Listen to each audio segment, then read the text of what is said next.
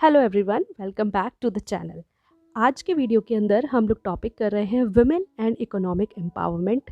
BEd के syllabus gender school and society के अंदर ये टॉपिक हमें दे रखा है। इसको आज हम कॉम्प्रहेंसिवली डिस्कस करेंगे। बहुत ही ओपन टॉपिक है, इसके अंदर हमें कुछ भी दिया नहीं हुआ है कि क्या पढ़ना है क्या नहीं पढ़ना, तो आज हम इसको लेंथ एंड ब्रेड्थ पूरा डिस्कस करेंगे। ठीक है, इस सब्जेक्ट की सारी जो कंटेंट है उसकी सीरीज़ पड़ी हुई है चैनल पर। ईवीएस पढ़ा हुआ है, BEd first year, second year, third year, fourth year सबके नोट्स पढ़े हैं। एंड इनफैक्ट सीटेट के लिए भी प्रीवियस ईयर पेपर्स पढ़े हैं, और जो आने वाला सीटेट है उसके लिए भी प्रिपरेशन चल रही है। चैप्टर वाइज एनसीईआरटीज हम कवर कर रहे हैं। ठीक है, तो आज के वीडियो को स्टार्ट करने से पहले अपने बारे में बता दूं। मेरा नाम है काजल, मैं हूं असिस्टेंट प्रोफेसर और मैंने क्वालिफाई किया है UGC NET, CTET and UP TET. ठीक है, तो शुरू करें अपने आज के टॉपिक को। तो हमारा जो टॉपिक का नाम है वो है वुमेन एंड इकोनॉमिक एम्पावरमेंट, मतलब जो वुमेन है और इकोनॉमिक एम्पावरमेंट। इससे मतलब क्या होता है, वुमेन के इकोनॉमिक एम्पावरमेंट से मतलब क्या होता है? तो भाई इस चीज़ से ये मतलब होता है कि जब जो वुमेन है उनको मैन के बराबर ही पार्टिसिपेशन मिलने लगे अपनी कंट्री की इकोनॉमिक चीज़ों में, तो उसे ही हम वुमेन इकोनॉमिक एम्पावरमेंट कहेंगे। मतलब जो अपॉर्चुनिटीज़ मैन को मिल रही हैं वही वुमेन को मिलें, जो रिसोर्सेज मैन को मिल रही हैं वो भी वुमेन को भी मिलें, और जहाँ भी आप मैन को पार्टिसिपेट करा रहे हैं ना अपनी इकोनॉमी के अंदर, वहाँ पर आप फीमेल को इक्वली एक्सेस दें, वो भी वहाँ पर पार्टिसिपेट कर पाएँ। चाहे पॉलिटिकल डिसीजन हो, चाहे वो एम्प्लॉयमेंट में हो, कि कई जगह हम देखते हैं कि वुमेन को हाई मैनेजरियल पोजीशंस नहीं मिलती है ना। क्यों? क्योंकि शायद डोमेस्टिक उनको वर्कलोड होता है, इसलिए मेन को मिलती है। तो जब वो जो बैरियर है वो हट जाएगा और सबको इक्वली अपॉर्चुनिटीज़ मिलेंगी, वही इकोनॉमिक एम्पावरमेंट इकोनॉमिक एम्पावरमेंट होता है। ठीक है, इकोनॉमिक इसके अलावा जो एम्पावरमेंट है उसको लेकर के हमारा टॉपिक जो है चैनल पर पड़ा हुआ है, तो आप जाकर पहले उसे देख लीजिए कि एम्पावरमेंट एक्चुअली क्या होता है। मैं थोड़ा सा बता दूं कि एम्पावरमेंट का मतलब होता है कि जब हम अपने डिसीजंस को खुद लेना स्टार्ट करते हैं, है ना, किसी का इन्फ्लुएंस ना हो। ऐसा नहीं हो सकता कि कोई और आके मुझे एम्पावर कर दे, नहीं, जब तक मैं खुद को एम्पावर नहीं कर सकती मुझे कोई भी एम्पावर नहीं कर सकता, है ना। तो खुद से ही हमें एम्पावर होना पड़ता है। ठीक है, तो और ये ज़रूरी क्यों है कि भाई हम बात कर रहे हैं, अगर ये टॉपिक हमें पढ़ना पड़ रहा है कि वुमेन इकोनॉमिक एम्पावरमेंट, तो ये ज़रूरी क्यों है? ये ज़रूरी है समाज के अंदर जेंडर इक्वलिटी को मेंशन करने के लिए। आपके समाज के अंदर क्या रहे? जेंडर इक्वलिटी रहे। उसके लिए ये बहुत ज़रूरी है कि यहाँ पर क्या हो, इकोनॉमिक एम्पावरमेंट वुमेन का भी हो, है ना। हम जेंडर का सब्जेक्ट पढ़ रहे हैं तो डेफिनेटली जेंडर इक्वलिटी के लिए ज़रूरी होगा। अगर आप सस्टेनेबल डेवलपमेंट चाहते हैं, है ना, और आप एक फाइनेंशियल, जैसे हमें पता है कि फैमिलीज स्ट्रगल करती हैं, है ना, फाइनेंसेस इतना अच्छा नहीं होता, महंगाई काफ़ी होती है, तो जब फीमेल भी इक्वली एम्प्लॉयमेंट में पार्टिसिपेट करेंगी तो जो फाइनेंशियल स्टेबिलिटी है ना वो भी घर में आएंगी, बेसिक नीड्स जो हैं वो कवर हो पाएंगी, है ना। तो ओवरऑल इकोनॉमिक ग्रोथ के लिए ये बहुत ज़रूरी है कि वुमेन भी इकोनॉमिकली एम्पावर्ड हों, वो इक्वली जो है पार्टिसिपेट करें एक अपनी इकोनॉमी में को ग्रो करने में। ठीक है, तो देखते हैं इसको आगे, है ना। तो अगर हम कहें कि भाई ज़रूरत क्या पड़ गई हमको, कि नीड क्या है इसकी, need of economic empowerment of women, need क्या है कि, है ना। तो सबसे पहली बात अभी मैंने बोला जेंडर इक्वलिटी, जेंडर इक्वलिटी के लिए बहुत ज़रूरी है ना। तो ये क्या करेगा, ये हमें हेल्प करेगा किसमें, कि जेंडर इक्वलिटी आ पाए समाज में। हमारे सस्टेनेबल डेवलपमेंट गोल्स के अंदर ये एक हमारा गोल है कि हमें जेंडर इक्वलिटी चाहिए, है ना। तो जब वुमेन को इक्वल एक्सेस टू रिसोर्सेज मिलेगा, अपॉर्चुनिटीज़ मिलेंगी, तो इकोनॉमिक एम्पावरमेंट ऑटोमेटिकली होगा। अभी तो अपॉर्चुनिटीज़ ही नहीं है ना, है ना, अभी उनको उस जगह पे जाने ही नहीं दिया जा रहा, तो वो कैसे वहाँ पे पार्टिसिपेट करेंगी, है ना। और ये क्या है, ये एक फंडामेंटल ह्यूमन राइट भी है। और अगर आपको अपना समाज जो है इंक्लूसिव बनाना है, अगर सोसाइटी में भेदभाव अगर आपको कम करना है, तो ये बहुत ज़रूरी है कि आप अपनी वुमेन को इकोनॉमिकली एम्पावर करें। हम सब देखते हैं कि जब जो वुमेन के पास पैसे होते हैं वो क्या करती हैं, वो अपने डिसीजंस ले पाती हैं, है ना, अपने फैमिली में डिसीजंस को इन्फ्लुएंस कर पाती हैं। लेकिन जिसके पास पैसे नहीं है वो डिसीजंस नहीं ले पाती, उनको अपनी फैमिली के अकॉर्डिंग, जिसके ऊपर भी वो फाइनेंशियली डिपेंडेंट हैं, उनके ऊपर उन्हें डिपेंडेंट होना पड़ता है ना। दूसरी बात पॉवर्टी रिडक्शन, है ना, पॉवर्टी में रिड्यूशन होगा, रिडक्शन होगा। क्यों? Empowering women economically is a key to reducing poverty globally. Global level पर जब पॉवर्टी कम होगी अगर वुमेन जो है इकोनॉमिकली पार्टिसिपेट करेंगी, है ना। देखो सबसे ज़्यादा वुमेन ही जो है अफेक्ट होती हैं पॉवर्टी से, गरीबी से। क्यों होती हैं? क्यों, आपने देखा होगा कि वो खाना बनाने जा रही हैं, कहीं भी जा रही हैं, तो उनको कम पैसे मिलते हैं, किसी और को मेन है तो ज़्यादा मिलते हैं। एजुकेशन जो है वो उनको कम मिल पाती है, एम्प्लॉयमेंट अपॉर्चुनिटीज़ जो है उनको कम मिल पाती हैं। तो जब वुमेन के पास इकोनॉमिक रिसोर्सेज होंगे तो वो अपने आप को इन सब चीज़ों से बाहर निकाल पाएंगी, उनकी बेसिक नीड्स, अपनी बेसिक नीड्स को तो पूरा कर पाएंगी एटलीस्ट, है ना। तो इसीलिए ये ज़रूरी है कि हम वुमेन को इकोनॉमिकली एम्पावर करें। Third thing is sustainable development. It is very important. भाई सस्टेनेबल डेवलपमेंट के लिए ज़रूरी है कि वुमेन जो है क्या करें, वुमेन को इकोनॉमिकली एम्पावर करें। मैंने बताया कि गोल है ये हमारा, है ना। और सस्टेनेबल डेवलपमेंट से क्या मतलब होता है कि आप समाज में इस तरीके से डेवलप कर रहे हैं कि आने वाली जनरेशन्स की जो चीज़ें हैं उनको आप ख़त्म नहीं कर रहे, है ना। तो क्या होगा कि आप अगर वुमेन को एम्पावर करेंगे तो हेल्थ, एजुकेशन जो भी होगा ना फैमिली में, वो बहुत ज़्यादा इम्प्रूव्ड होंगे। आप बताओ, अगर इकोनॉमिकली एम्पावर्ड है वुमेन तो हो सकता है उसके बच्चे को किसी चीज़ की ज़रूरत है तो वो उसके लिए खर्च कर पाए, हेल्थ में वो जो मंथली चेकअप्स होते हैं वो करा पाए, अच्छी अच्छी जो आपकी हेल्थ की जो चीज़ें हैं वो अपने बच्चे को दे पाएगी, है ना। कम्युनिटी में डेवलपमेंट होगा और बहुत ही सस्टेनेबल इकोनॉमिक ग्रोथ होगा, है ना। उसके अलावा ये हमें एनवायरमेंटल चैलेंजेस को भी एड्रेस करने में काफ़ी हेल्पफुल होगा। और उसके अलावा कंजम्पशन और प्रोडक्शन, उनको पता चलेगा ना कि मैं पानी वेस्ट कर रही हूँ, है ना, तो उससे क्या इफ़ेक्ट आ रहा है, क्या इफ़ेक्ट नहीं आ रहा, मुझको बिजली का बिल देना पड़ रहा है। तो क्या होगा, सस्टेनेबल डेवलपमेंट के लिए भी ये ज़रूरी है कि हम वुमेन को इकोनॉमिकली एम्पावर करें। Next thing is resilience and empowerment. ठीक है, रेजिलियंस का मतलब ये होता है कि आप गिर गए और आप लेकिन उठकर खड़े हो गए, है ना। तो दोबारा से आप उसको कर सकते हैं। तो मान लो कि कोई भी इकोनॉमिक शॉक आया है ना, जैसे रिसेशन आ गया या घर पे हस्बैंड की जॉब चली गई, तो अगर वुमेन के पास पैसा होगा तो क्या होगा कि वो उस शॉक से लड़ पाएगी, उसमें से निकलने में हेल्प कर पाएगी, क्योंकि उसके पास अगर सेविंग्स होंगी या और भी इनकम रिसोर्सेज होंगे तो क्या होगा कि वही जो मैंने बोला कि जॉब लॉस हो गया अगर घर में, है ना, नेचुरल डिज़ास्टर आ गया या रिसेशन ही आ गया, है ना, तो उसकी वो अगर ऐसी चीज़ें होंगी तो उस वक्त पे जो फीमेल की कमाई है वो काम आ सकती है। तो ये भी एक बहुत ज़रूरी नीड है कि इसीलिए हम वुमेन को इकोनॉमिकली एम्पावर करें। ठीक है, बेनिफिट्स क्या होंगे? बेसिकली बेनिफिट्स और नीड जो है वो एक ही जैसी चीज़ें होती हैं, लेकिन हम देखते हैं इसको। तो बेनिफिट्स क्या होंगे अगर आप इकोनॉमिकली एम्पावर करेंगे? फाइनेंशियल इंडिपेंडेंस आएगी। पहली बात तो ये कि फाइनेंशियल इंडिपेंडेंस आएगी, है ना।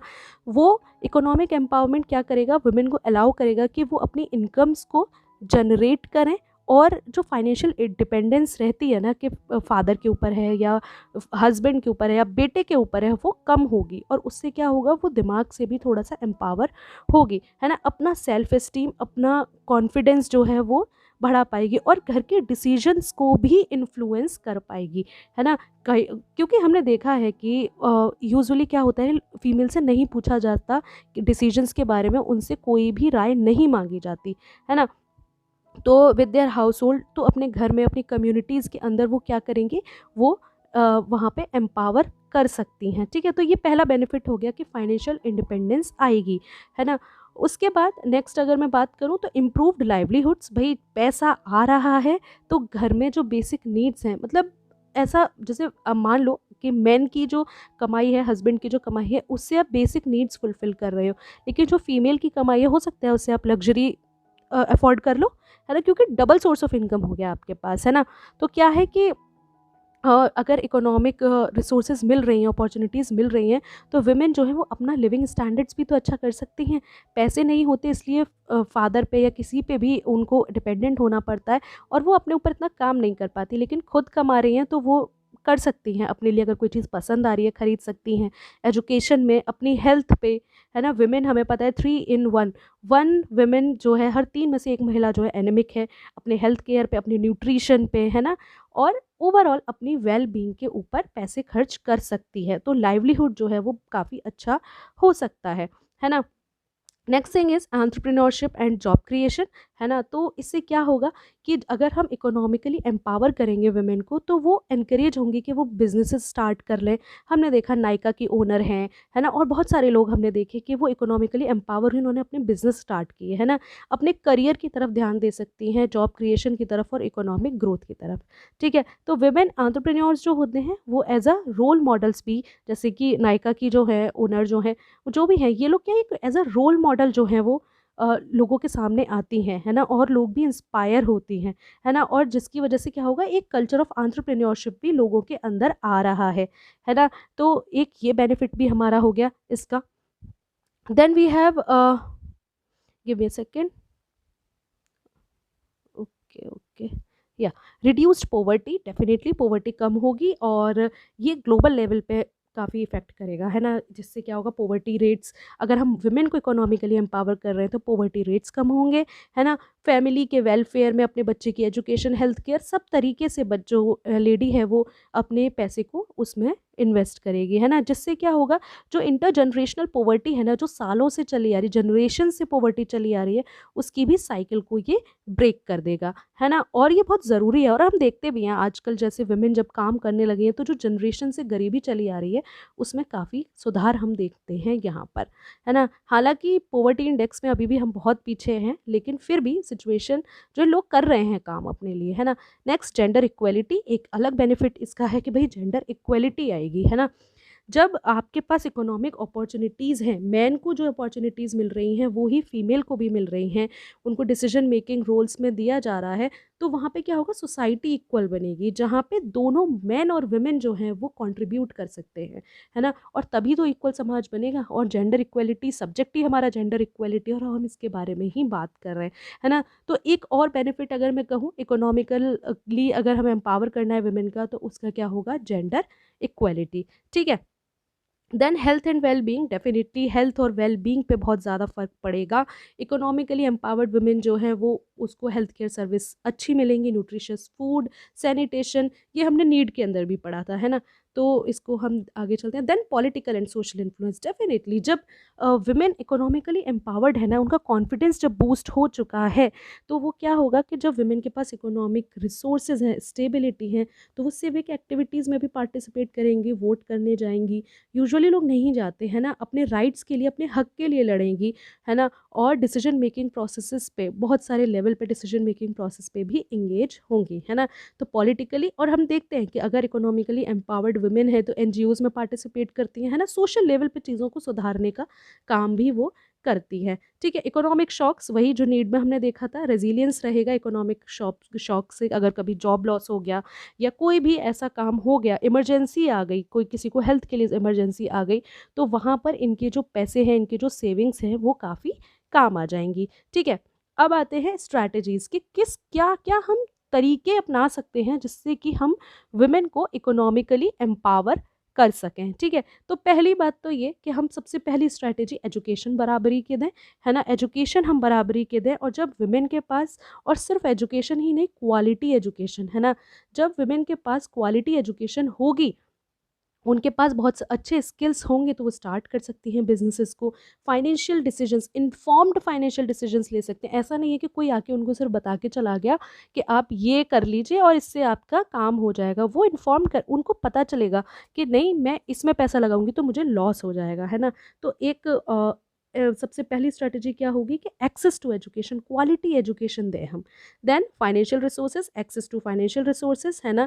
तो आप उनको हम क्या कर सकते हैं, क्रेडिट, सेविंग्स और ये इंश्योरेंस, ये वाली फाइनेंशियल सर्विसेज प्रोवाइड कर सकते हैं उनको। जैसे प्रधानमंत्री जनधन योजना हमारी चल रही है ना, जिसपे एवरी वुमेन का जो है वो अकाउंट खोला गया था गवर्नमेंट की साइड से। तो बहुत सारी वुमेन हैं डेवलपिंग कंट्रीज़ में जहाँ पे उनको फॉर्मल फाइनेंशियल सर्विसेज नहीं पता थी, और ये बात सही है कि जब तक जनधन योजना नहीं थी, लोगों के अकाउंट्स फीमेल के नहीं थे।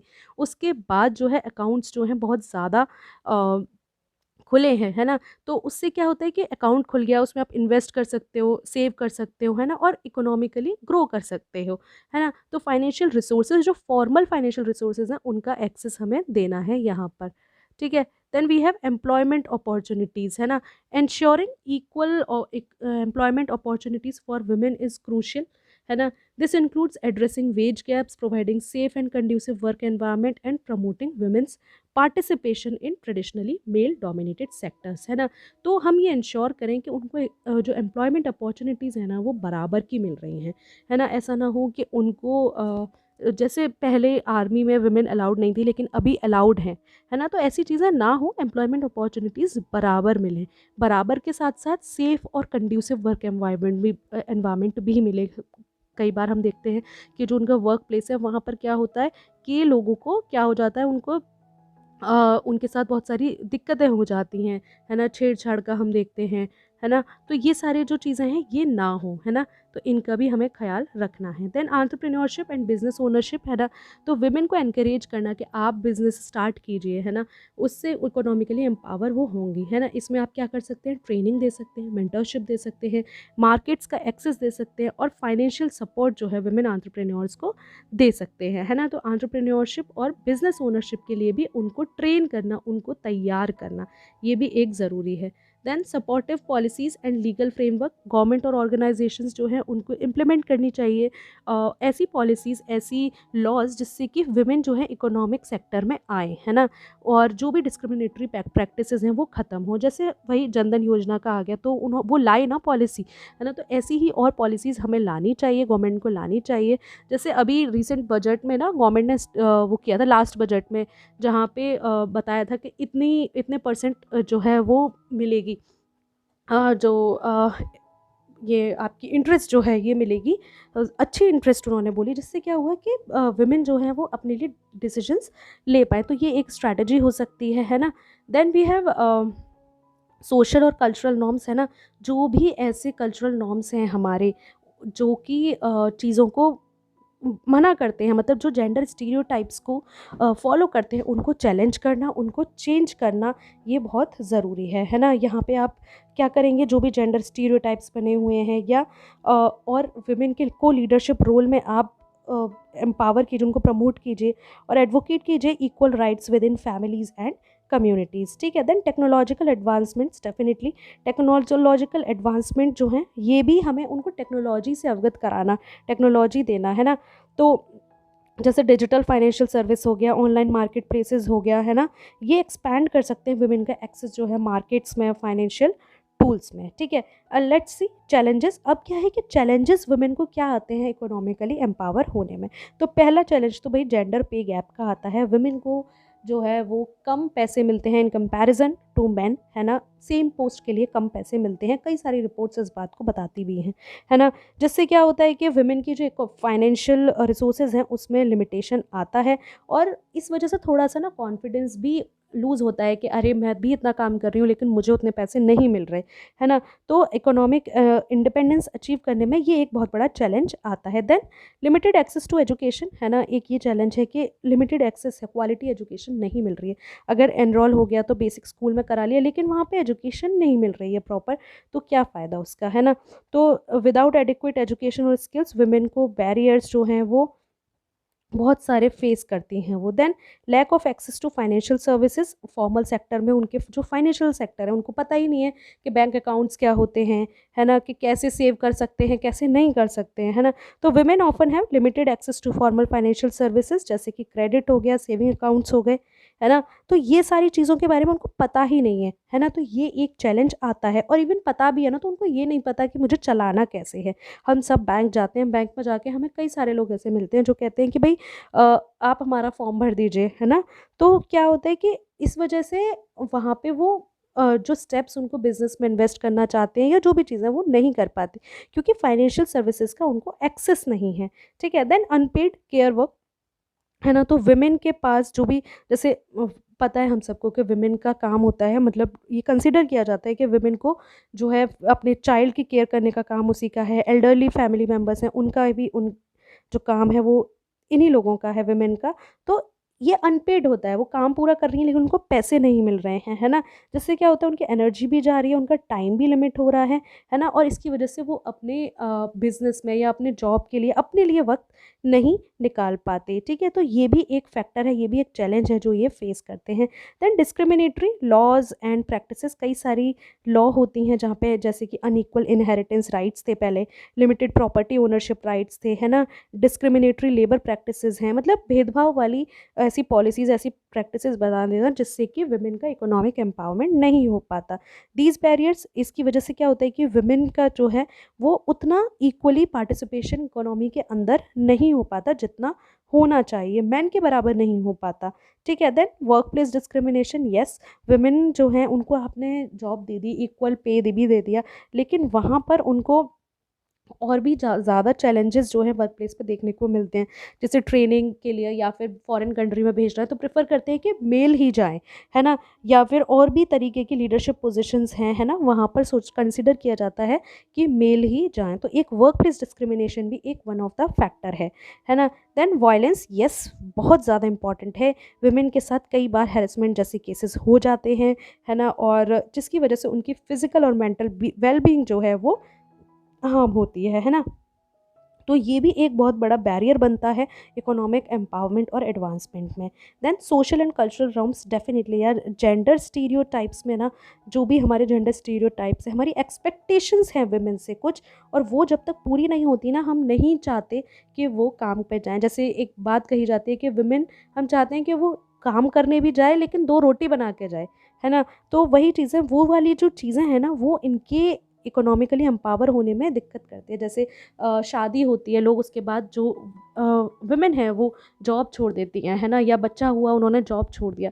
तो ये सब जो नॉर्म्स हैं ना, जो समाज के बनाए हुए कुछ तरीके हैं, वो क्या करते हैं, वो वुमेन की इकोनॉमिक एम्पावरमेंट में एक बहुत बड़ा बैरियर जो है वो बनते हैं, ठीक है? अगर मैं कंक्लूड करूँ इस टॉपिक को, तो भाई इकोनॉमिक एम्पावरमेंट क्या है कि हम एक ऐसा एनवायरनमेंट, एक ऐसा एटमॉस्फेयर हम क्रिएट करें जहाँ पे हमारे पास रिसोर्सेज, अपॉर्चुनिटीज़ और हर चीज़ हो जिससे कि वो इकोनॉमिक इंडिपेंडेंस जो है वो गेन कर लें, है ना? उसके अलावा पार्टिसिपेट फुली करें, पूरी तरह से पार्टिसिपेट करें अपनी इकोनॉमिक एक्टिविटीज़ में, सिर्फ इंडिया में ही नहीं, ग्लोबल लेवल पे, नेशनल लेवल पे, लोकल लेवल पे। सेल्फ हेल्प ग्रुप है तो वो पूरा नेशनल लेवल पे काम करें, ठीक है? तो ये था हमारा टॉपिक, इसमें हमने इसकी ज़रूरत देख ली, इसके चैलेंजेस देख लिए, बेनिफिट्स देख लिए, है ना? और ये टॉपिक हमने कंप्लीट कर लिया, ठीक है? आपको टॉपिक कैसा लगा, वीडियो कैसा लगा, कमेंट सेक्शन में ज़रूर बताइए, और ज़रूर बताइए कि आपको आगे किस वीडियो पे, किस टॉपिक पे आप वीडियो चाहते हैं, मैं उस पर वीडियो ज़रूर बनाऊंगी। So thank you so much for watching.